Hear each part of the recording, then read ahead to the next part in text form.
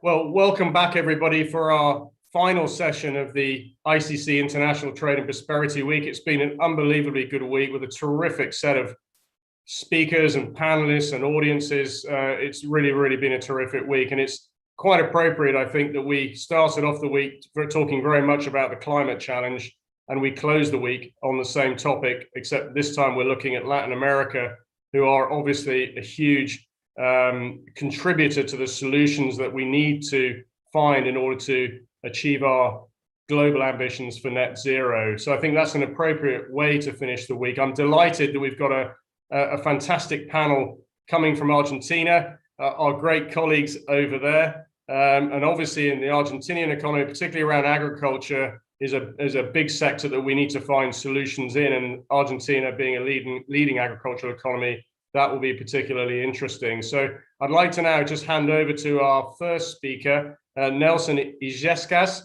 who's director of the Fundación INAI and also the Buenos Aires Grain Exchange. Over to you, Nelson. Hi, Chris. Thank you so much for the possibility to be here. And well, good morning, good afternoon, and good evening to everybody, depending on where you are connecting from today. Thank you so much for sharing your time with us. I hope you will enjoy our panel. As Chris said, my name is Nelson Illescas from INAI Foundation. I'm also the leader of the Environment and Energy Commission of ICC Argentina. Today, we are having a great panel on micro, small, and medium-sized enterprises, a key partner to achieve economy-wide transition to net zero in the Latin America region. As you probably know, MSMEs are a key player for the achievement of several of Sustainable Development Goals, the SDGs, like number 12, Sustainable Consumption and Production, number 13, Climate Action, number 8, Decent Work and Economic Growth, and number 9, Industry, Innovation, and Infrastructure. According to CEPAL, in Latin America, they constitute 99% of the companies, employ half of the labor force, and represent a quarter of the GDP. MSMEs do also account for more than 50% of all greenhouse gases emissions globally.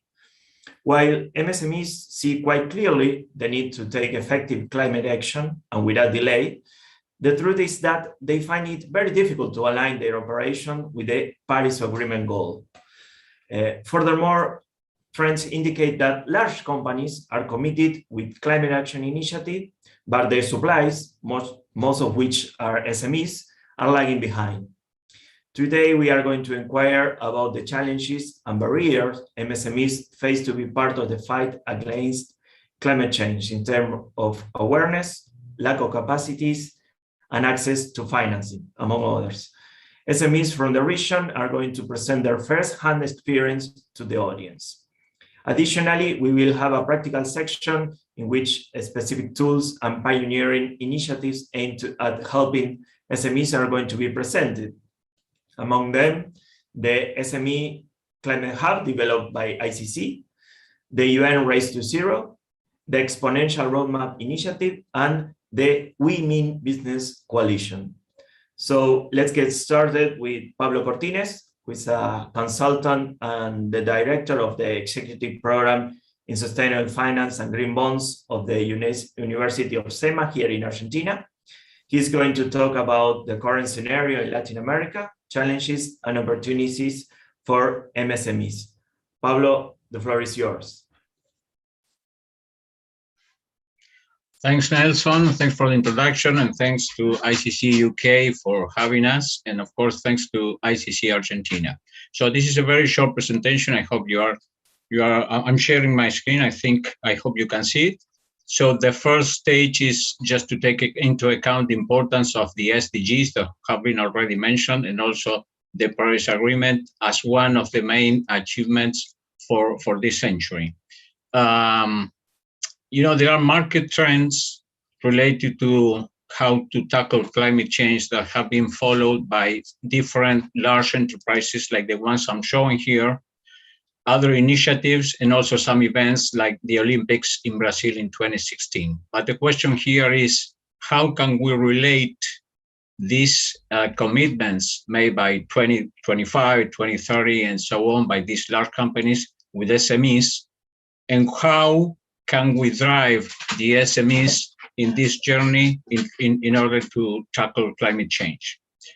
In order to do this, in general terms, the sustainable finance, there are many sustainable finance initiatives that have been born within the last 20 years. Among them, some of them related to climate, to green finance, like green bonds, the Global Alliance for Banking Values, the Equator Principles related to everything related to emerging markets and project finance, indexes, also the capital markets, TCFD as one of the main initiatives related to disclosures, the PRI, NGFS related to central banks and supervisors, and also other related to the insurance and the green climate fund. So among all this, if we just zoom into what green bonds are, we can see a huge growth after the Paris Agreement. This is ×3 what was issued, the volume that was issued in 2016. But if we also think about who are the issuers or what kind of instruments have been issuing the different issuers around the world, we can take a look that there are only a few that might be related to small and medium-sized enterprises. When we speak about non-financial corporates, most of them are large companies. And whenever we think about development banks and financial corporates, they usually do have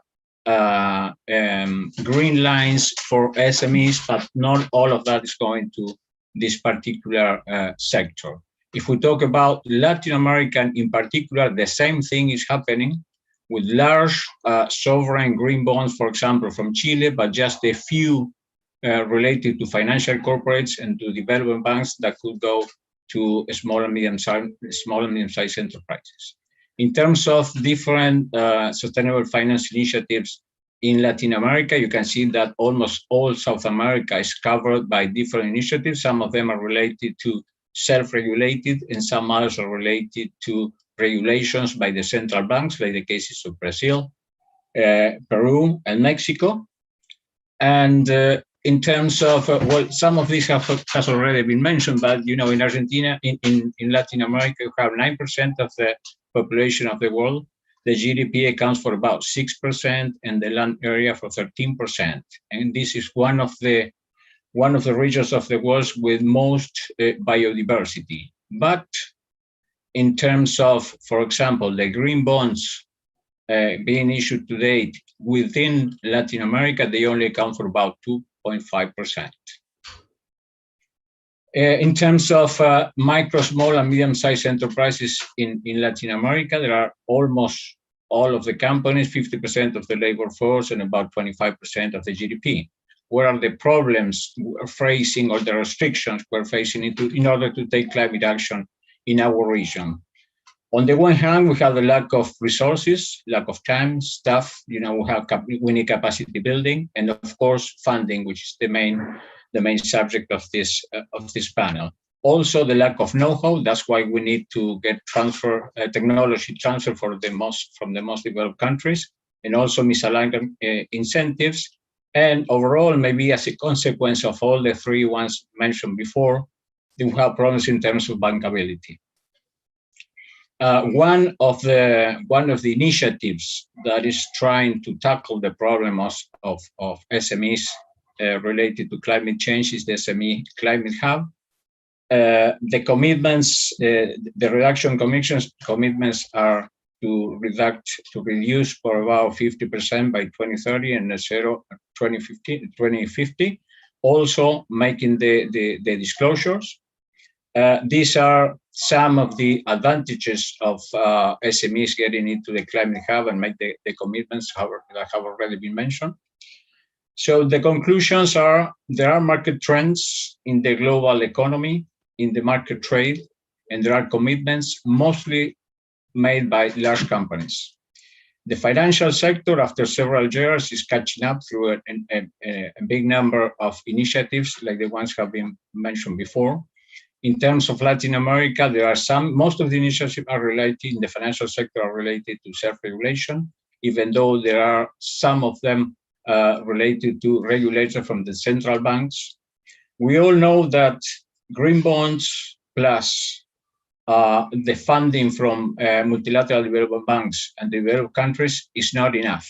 And after COVID, the financial gap is even worse. The NDCs, the nationally determined contribution from emerging markets, are asking in order to have more ambitious NDCs, capacity building, technology, and once again, funding from the developed countries. SMEs are important in terms of the value chains and also as providers of larger companies. So if we don't have the SMEs getting into the climate action, there is no way that the large companies will do a good job in this regard. The SME Climate Hub, supported by ICC and some other initiatives, is one of the solutions. And I think that green finance for SMEs needs to be an asset class in order to be able to have the SMEs involved in everything related to climate change. And if you have to resume this, I would say do not leave SMEs behind. Thanks.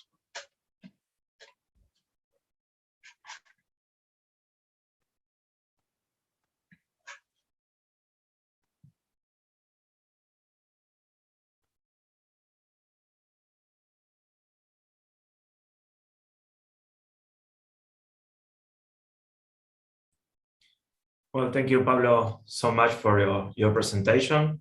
Now is the time for Raul, that is going to lead the second part of the panel. Raul is from the Rural Society of Argentina.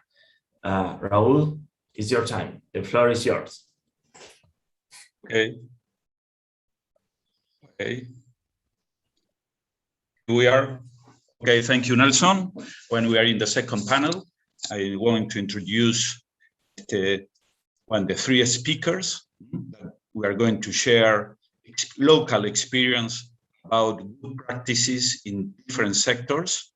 One of the sector is water, and we're going to have Leandro Barrionuevo, that is the chief commercial of an important company here in Argentina, but international company. Then we have also Cesar Treviño, that is in the construction and energy sector. And then we have Jorge Bianciotto, that he's in the agribusiness sector. So please, Leandro, you have the floor.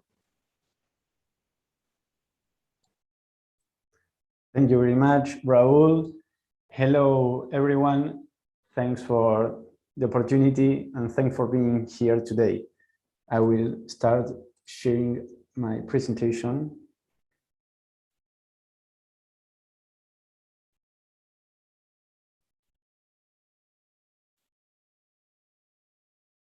Okay. Well, my expectation with this presentation is to express who we are, what we do, where we come from, and what makes us different. So I want to share those insights that I think that make us different, and so I think also can work for the organization and for your stakeholders. We want to change the world through water. Hi, we are Pura, and my name is Leandro. I'm the one on the left, and next to me is Lucas, my brother. It all started with my grandfather, a chemist, in the decade of 60s. Then my father in the 80s founded a company dedicated to industrial water treatment. And so we are, as the third generation of water specialists, as surfers, as constant seekers together 13 years ago with Lucas, my brother, we created Pura. We are a purpose-driven small and medium enterprise, SME. So long story short, our DNA is water, a beautiful story that is our solid base for our recent expansion in Mexico and Spain, Latin America and Europe. It's the base from where we are sustainably growing year after year in Argentina for 13 years, and represents a knowledge base that allows us to develop and integrate technologies and innovations. This intersection between our history and our purpose makes Pura a different company in the water sector. We take our purpose to life with two global goals: to democratize access to the best quality water and to protect our oceans from excessive single-use plastic. Water is a human right, a universal right. Each purchase in Pura contributes to get with the best quality water to vulnerable communities, leaving no one behind.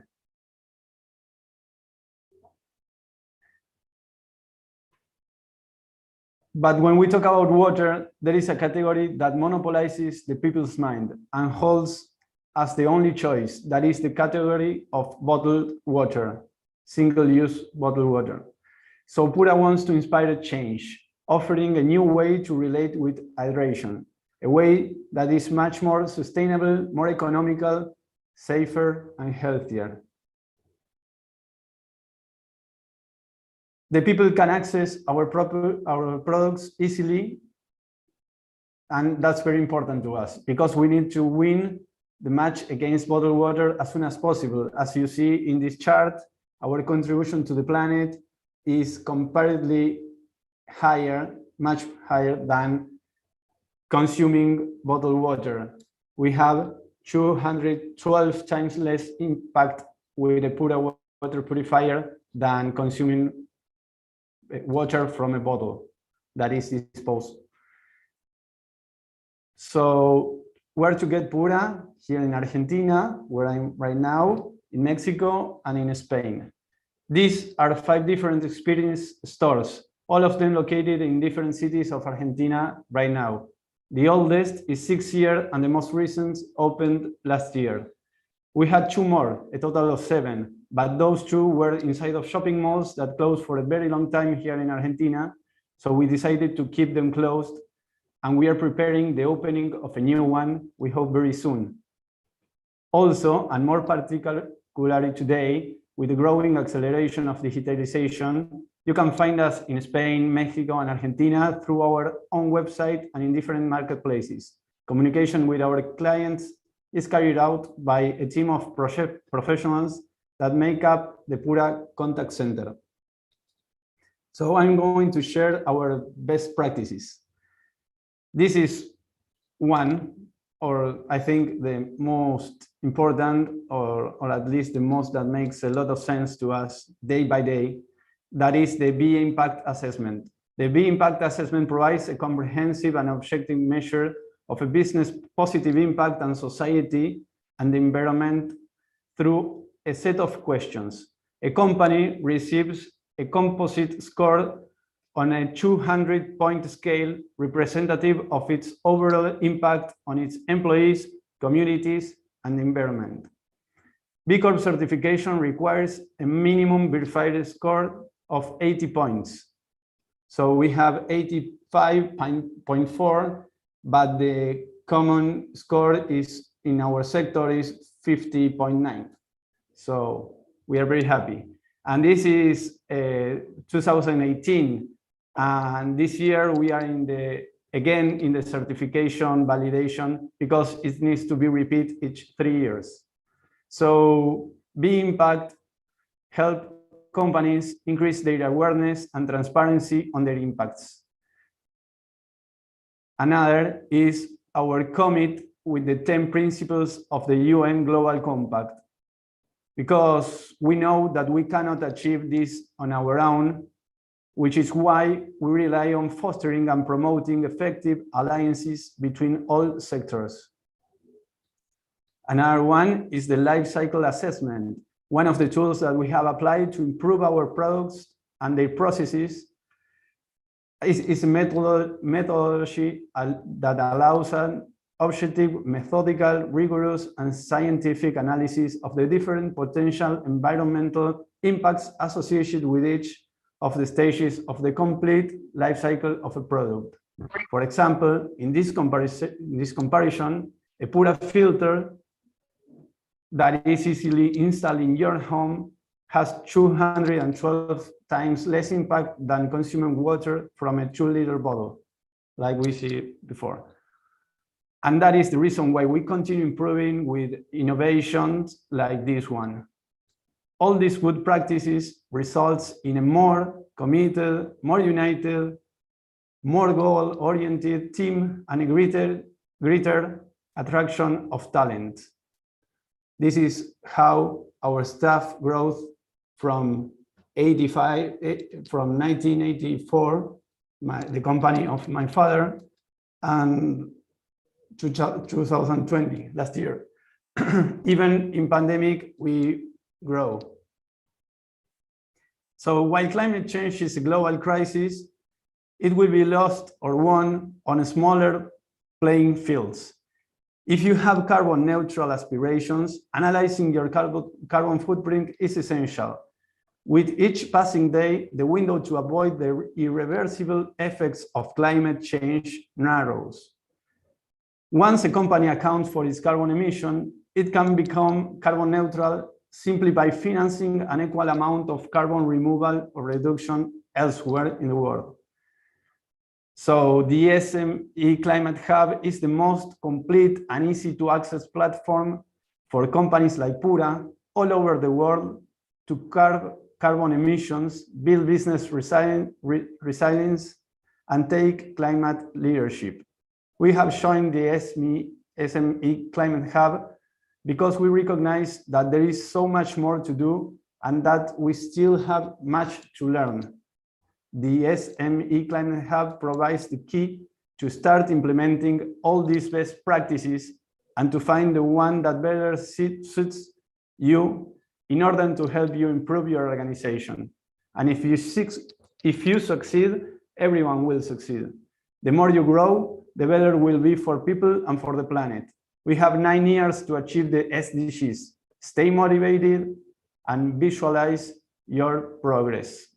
Here is our plan of growth. So thank you. And I leave you again with Raul. Thank you, Raul. Thank you, everyone. Yes. Okay, Leandro, thanks. Really a very, very important experience that you share with us about what is the effort of a SME company doing in order to try to contribute to this big challenge that we have all in order to try to have a better future. So thanks. Water is central in our system. So thank you, Leandro. So now we are going to have the floor. I give the floor to Mr. Treviño, that is General Director of Bioconstruction and Energy Alternative. So Leandro, no, perdón, Cesar, you have the floor. Thanks. Thank you, Raul, and welcome everyone. Good morning, good evening. Thanks especially to ICC UK, ICC Argentina, and ICC Mexico. My name is Cesar Treviño. I'm a director of a consulting firm for sustainable construction. So in a way, I'm somehow a bit different in this panel. First of all, I'm Mexican. And second of all, I'm not coming from the agricultural sector. I was invited because of our specialty in sustainable buildings. The built environment is what we do, improving the built environment. So if you allow me, I want to start with this analogy, if I may, in terms of climate change as a new language for everyone. Like, for instance, probably you will notice, some of you, my colleagues from Argentina, they speak English in a different way. They have their Argentinian accent. I have the Mexican accent. Everyone has a different accent when speaking a new language. And I believe climate change is the new language that we all need to learn and practice.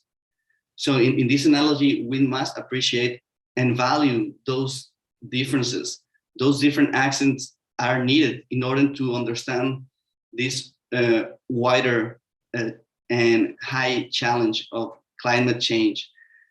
So again, as a reference or analogy, I see these accents as the sectors. As we're saying, we're talking about water, we're talking about agricultural challenges. Well, I'm coming again from buildings, from cities, from construction, and we have our priorities and we have our advances, we have our enablers, and we have some blocking issues globally, but also locally. In terms of Latin America, there's very similar conditions that we share. So in fact, I would like to think that most of what I can say now about Mexico could be also true for Argentina or for Peru or Chile or any country in Central America or anywhere else in the region.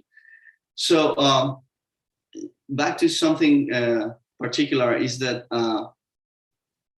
small, medium enterprises, micro, small, medium enterprises, I think in Latin America, probably the same in many other areas of the world, but we are by definition resilient.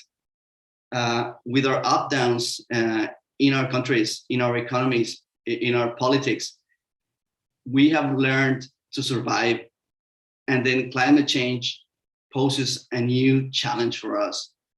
So it's not scary, it's something we live with like pretty much every day. I wouldn't like to say we thrive with it, but we are accustomed to that. So I think we can be very capable of putting that resilience in our economics, in our business models, now with focus into climate change, and look at those longer term effects that we might need to bring into our agenda, not only to immediate survival and profits, but for the long term. So we have learned in the built environment to use many tools precisely at the SME Climate Hub. There are many very useful tools that we can take hand of for a very practical use. In particular, like what we're interested is in life cycle, for instance, life cycle analysis of our projects. We build a house, we build an office, infrastructure is going to last for decades. If we design it properly, it will be efficient. It will emit lesser or ideally no operational carbon emissions. But that's up to us in those early stages, or for the built stock, which is the majority of buildings, of course, we need to retrofit them very quickly. And for that terms, I'm going back to Paco's introduction on climate funding. I can tell you that for the past 2 years, we've seen that driver and that thrust to sustainable buildings coming precisely from the finance sector, which of course we would like to be more dynamic and not to represent only 2.5% of the whole investment funds, but instead we are looking at finance opportunities as another emerging factor to promote sustainable buildings. And also ESG. Many companies are now looking into ESG as a very solid foundation, as we heard in the previous years of these seminars. It's fundamental that investors, they trust they can share with transparency the results of their commitments in terms of sustainability and social responsibility. So I want to focus briefly on what we are doing in the built environment, and it's basically that we have clear commitments. All of us that we relate to design and construction, we have now 2 major milestones. 2030, all new buildings must be zero carbon operational. That's the first milestone. Second milestone, 2050, all existing buildings should be zero carbon operational. And that's already in the agenda. This, for instance, a commitment that has been proposed by the World Green Building Council in alliance with the United Nations. So we have clear goals, I believe. We have enough tools, and thanks again to the SME Climate Hub for bringing and facilitating all these tools to small companies. I think we need to commit and act as soon as possible. So eventually, probably we being down in the value chain, we'll get demands from our clients, but we must be prepared. And one important thing is that we must deliver and hold accountable for our results. And no one else is going to do that for us. So we need to get prepared, and we need to be ready. Ideally, start acting, inspire, and nurture others. So this is my initial message, and thank you very much again for the opportunity. Thank you. Hey.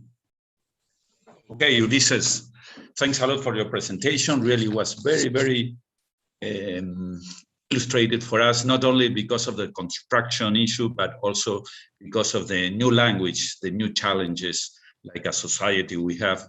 And we are trying to make progress in order to reach that scenario that is so important for us, the scenario of 2030 and 2050. So then we go ahead with Jorge Bianciotto. He's in the agribusiness sector, and he's going to share with us the experience of good practices in farming in Argentina, probably. And so, Jorge, you have the floor. Well, thank you, Raul, for the introduction, and thanks to the ICC UK and ICC Argentina for allowing us to share our experience about adopting good agriculture practice. I will share. Can you see the presentation?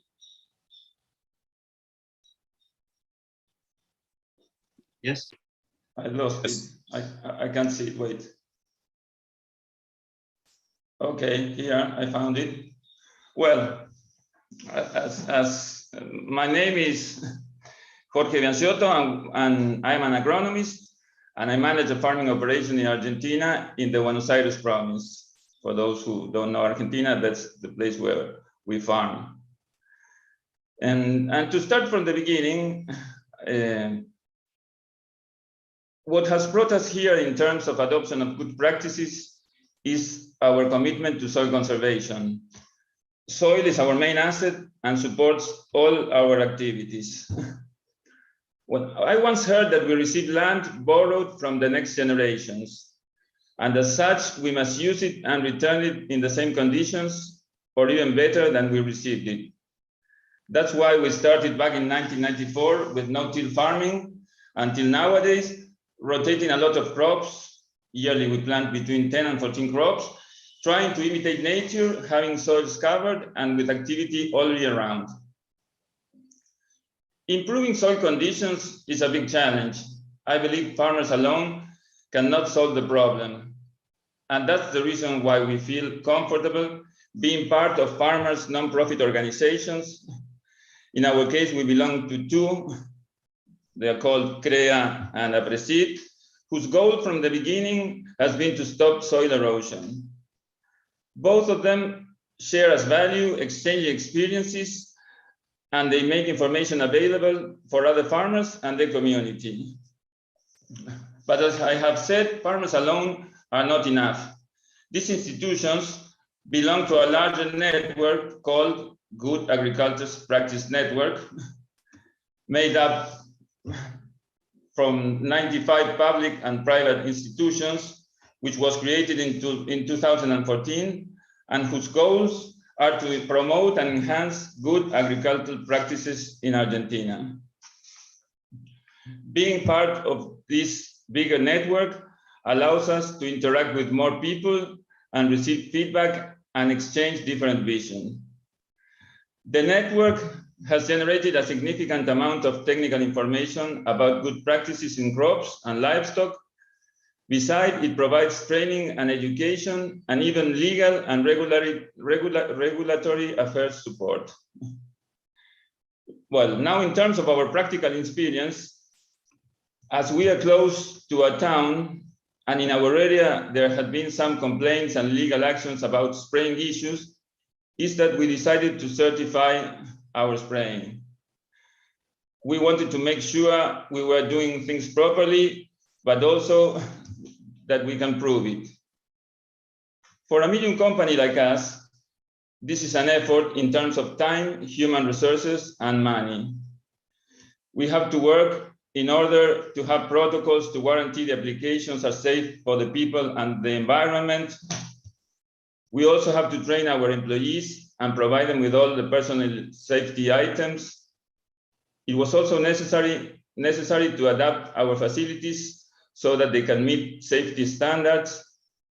We need to register every operation, and several training sessions were required to receive a license for the driver. We also need to receive approval from a yearly inspection of the sprayer. And we need to measure permanently to determine the quality of the applications. Luckily, in our case, we received a lot of support from the seed company who wanted to certify their seed production, and that has helped us a lot. At the beginning, we were resistant to deal with all the things that needed to be done, and we were focused on the end of the process, the certification. But as we walked through the process, we discovered the richness of the process itself. We started collecting more data and transforming it into information for better decision-making. Our spraying quality improved, allowing us to reduce the cost of mistakes and use less products. Our employees have learned and they feel proud knowing they are doing things properly. We also feel safer against any possible complaint, keeping records and track of everything. We also discovered we can reach some new market with certifications. But more globally, including other good practices, we discovered that with no-till and a lot of crop rotation, we make better use of all our resources: radiation, rainfall, equipment, labor, and even our cash flow. And that including legumes in our rotation, we can use less nitrogen fertilizer, that more crops yearly improve our carbon balance, leaving around 10 tons of residue yearly on the ground. And we can use more environmentally friendly chemicals and less amounts. But what all this showed us eventually is that we farmers can be part of the solution to climate change, sequestrating carbon from the atmosphere with good agricultural practices. We still have a lot to learn. All this is dynamic. We must continue generating and sharing information to inspire farmers and working towards a better understanding of consumer demand in order to align all our common interests. Thank you.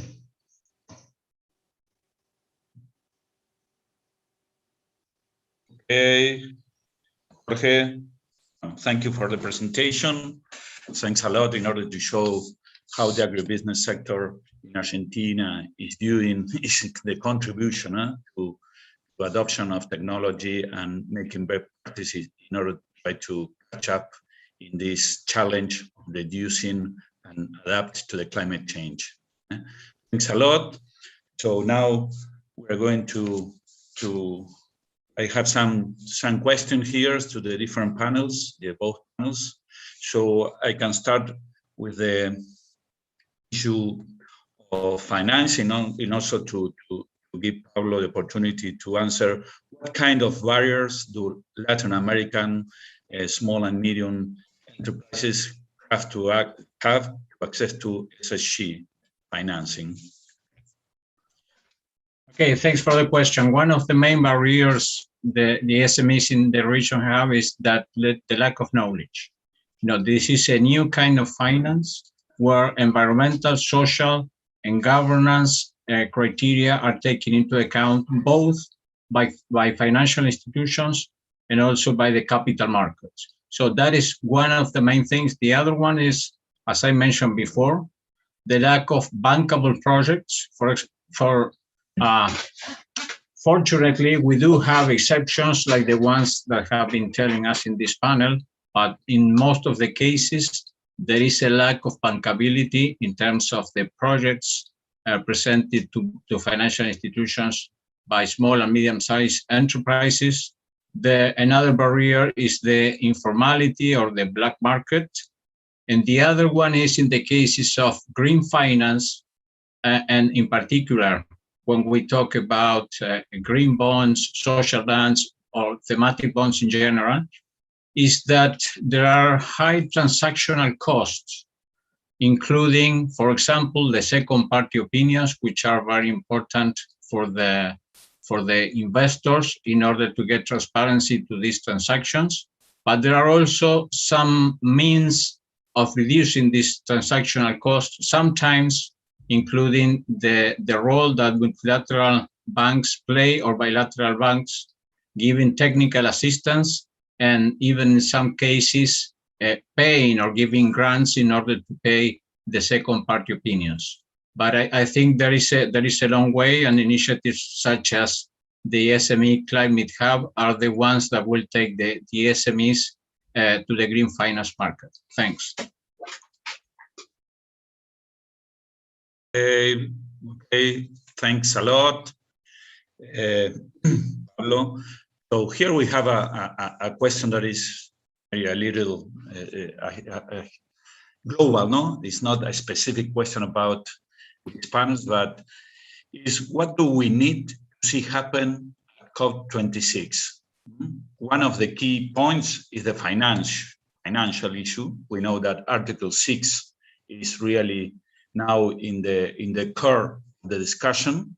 So maybe we can also complement that question in order to see what are the potential benefits, no, of a successful implementation of Article 6. I believe that if one of the panelists want to catch up this, it's going to be useful. May I?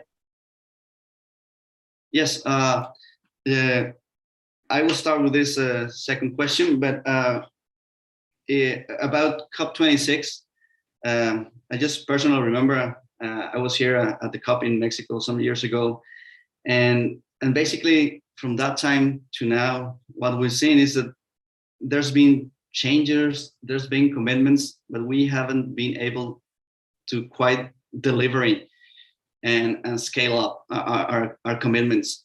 And one thing in my vision is that we should start and not wait for the ideal conditions to be here.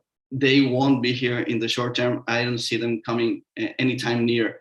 So I'm a believer that what we can do will be most in our hands to commit and to hold accountant, as I was saying, to what we can do and help others join and trust that we will be moving into one common goal that is, of course, above us and in the interest of everyone. And I just wanted to touch briefly back on what Pablo mentioned about financing, because again, at least I've been engaged into sustainable buildings for 20 so years. It's been the same thing. It's about regulatory barriers. It's been about awareness. It's been about financing. But I think these other two are already way in progress.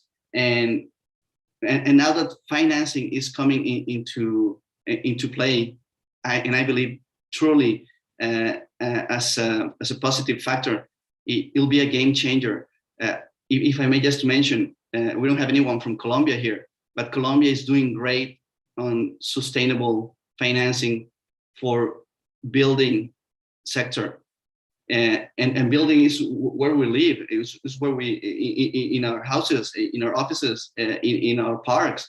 And once that is funded for sustainability, is making a major breakthrough.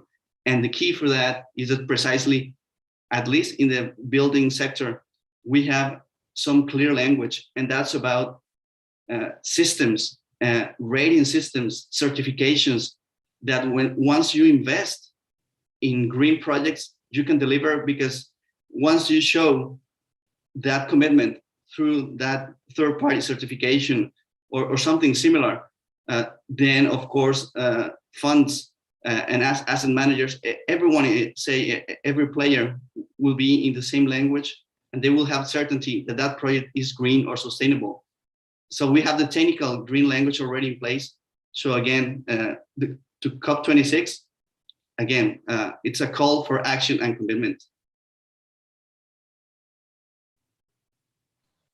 Excellent, really. The purpose, one of the big purposes of this action is to share experiences.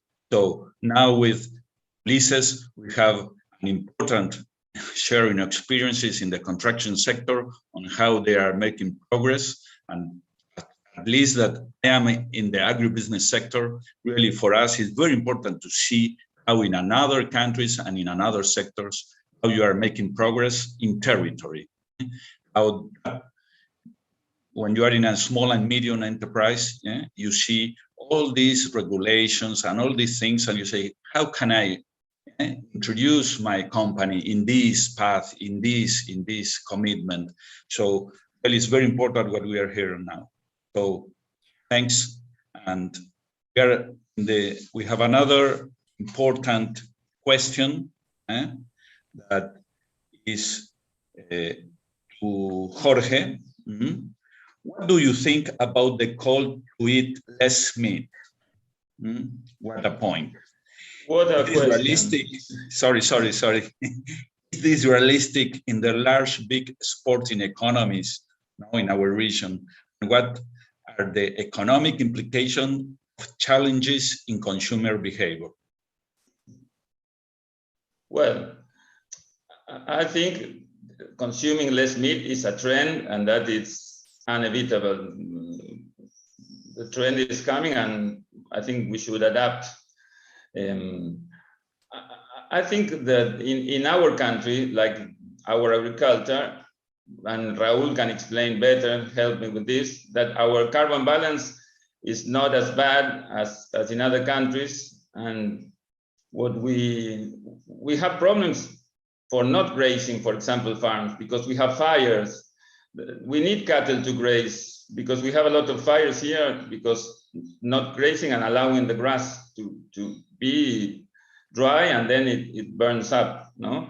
So cows have a place in the ecosystem, and I think I don't know if it's a long-term trend or some days we'll go again to a more balanced eat of meat and other things that supply them. But Raul, you know much about that, no? Okay, Jorge, yes, I can complement. Yes, we are trying when there's a big discussion, no, a science-based discussion about which are sectors, which are the technologies that are contributing to sequestrate carbon. So one of our soils and light production, and also agriculture production, is very important by the biological cycle, natural biological cycle, to capture the emissions of CO2 and to make a reservation in the soil and also in the woods. These are the two main reservoirs of carbon and also in the oceans and all that. In the agribusiness sector, these are the main really places where can store more carbon. The cows are an important, very important factor in order to try to, in this cycle, natural cycle, to capture this and become a store in the soils through the photosynthesis. And what we said is that we transform that, and that is the key point that now it's in discussion in order to try to, in the IPCC methodologies and discussions, trying to introduce these issues in the methodology. So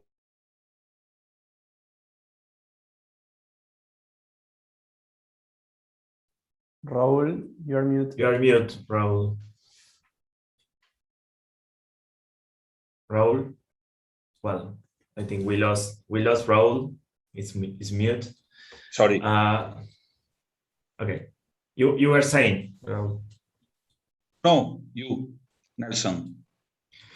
No, I one of the questions we're talking about what are our key message for the business, policymaker or institutions.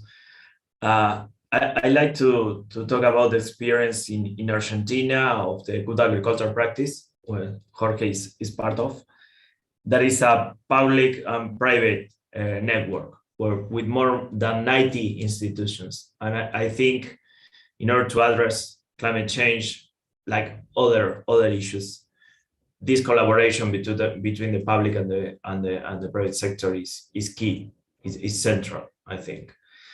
And regarding the deliverables on the Paris Agreement, of course, that Article 6 is central. I think it's very important to have some certainty about how to deal with carbon markets, how to deal with carbon adjustment. That is part of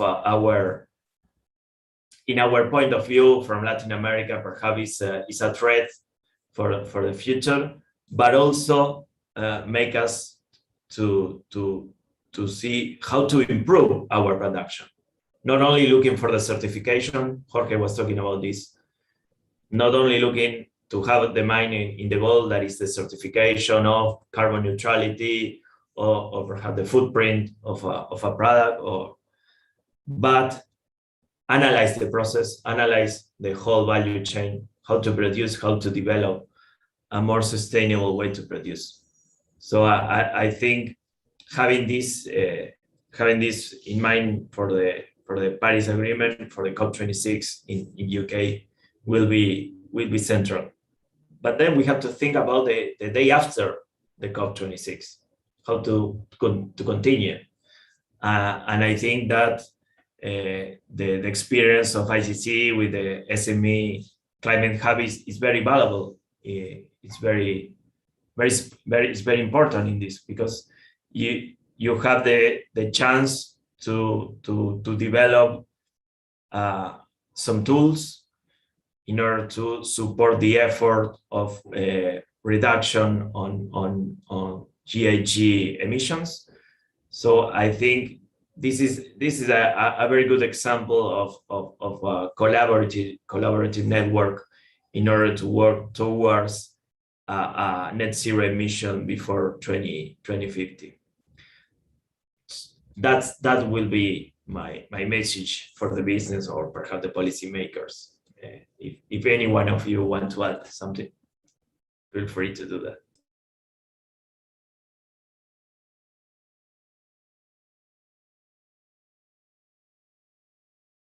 Okay, if no one wants to add something, I can. We have another question, maybe the last one, is for Leandro. It says, how you seen a growth in the competition as the pressures grow, develop green products? Leandro? Thanks, Raul. Well, I think what I see is that innovations always runs faster than regulations. So we are in a race to zero to 2030, and And I think also that when your product or your services are more disruptive from the market, from the normal, you have a double effort to somehow educate your market, your segment. And that's why I think competition is healthy, is a healthy sign for the market.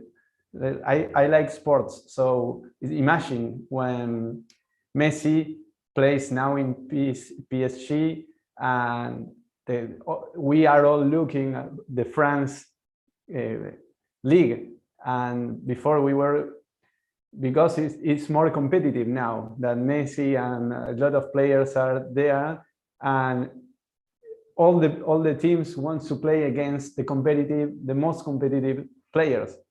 So I think that the competition is central, is key to develop a healthy, a more inclusive, a fair system, a fair market. So what I want to ask those regulation makers in the COP26 is to be aware more than ever to those innovations that goes with the goal of zero emissions or reducing emissions. So I hope I complete the answer.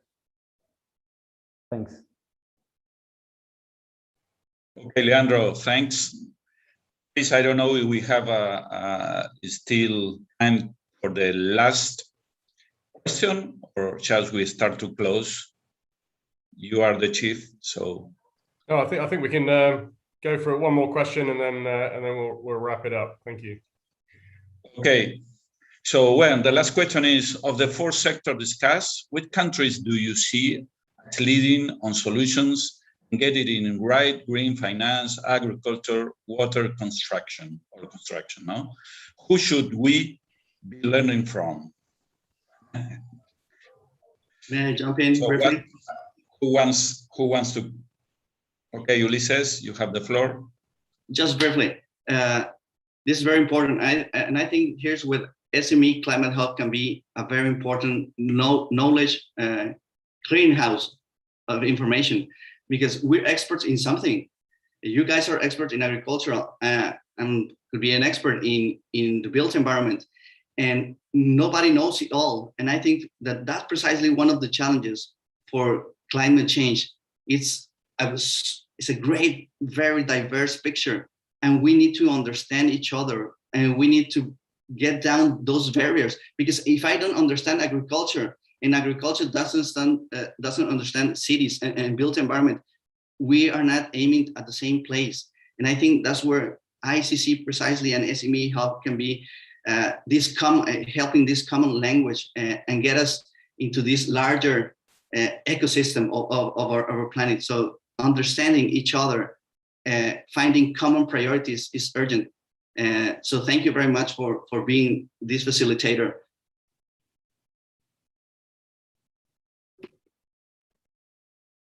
Okay, someone else want to add something? Or we start to close, Chris? Yeah, we can close. I think it's lots of good plugs for the Climate Hub. Well, first of all, can I just say an enormous thank you to all of you for your time. I think we've heard some really good, strong stories, practical stories, which is what everybody's asking for, from a range of interesting sectors, from finance to construction to agriculture and water. Those are not necessarily stories that we hear always. And I totally agree with the point that you've just made, Ulises, that we need to share across sectors as much as we can. There are a lot of lessons to learn from each other here, right? You know, this is a global community action and program. So I completely agree with that. I think we've also heard some, again, to kind of close the week in the context of this week's events, to close on a series of examples of purpose-driven businesses, purpose-driven SMEs. We started the week talking about the need for purpose-driven businesses, changes to business models, ESG becoming part of the integrated business model, not something you do on the side, but the business. I think to close on that point, and actually with some very real examples of real businesses doing this, I think is really, really helpful and really useful. And I think also the call for innovation at COP26, that's also been a theme that's come up, that we mustn't stifle innovation in our race to kind of regulate and set standards and set rules for this whole agenda. We've got to enable the market to be free, to be competitive and to be innovative. I think that's also a really important point. So just to close up, a huge thank you to all of you coming or dialing in from Latin America. It's great to have you with us and really enrich the conversation for the week. A final thank you to our sponsors for the week. I think it's been terrific. If it wasn't for you, we wouldn't have been able to put on all the events that we have. Enormous support, thank you to our supporters, all the ICC teams, 35 or more of them around the world, and our other supporters in varying media and organizations. It's been a great effort all around. And then, of course, final thank you to our audience for your time, your questions, your input, your insights. That's been invaluable. We will keep the content for the whole week for 7 more days. And we will be publishing takeaway. So we'll pull together all the messages throughout every single session of the week, and we'll publish all of those next week for everybody to share. But I think there's some really, really strong messages, strong themes, strong topics where we're all agreeing on what needs to be done. And I think that's a very, very powerful story and really talks to the point of the need for business to speak up and keep governments focused, keep the global community focused on what's necessary in order to create a more inclusive, sustainable, and green economy as we reset the global economy for the future on the right trajectory. So massive thank you to all of you. Thanks for everybody for listening, and I hope you all have very nice weekends.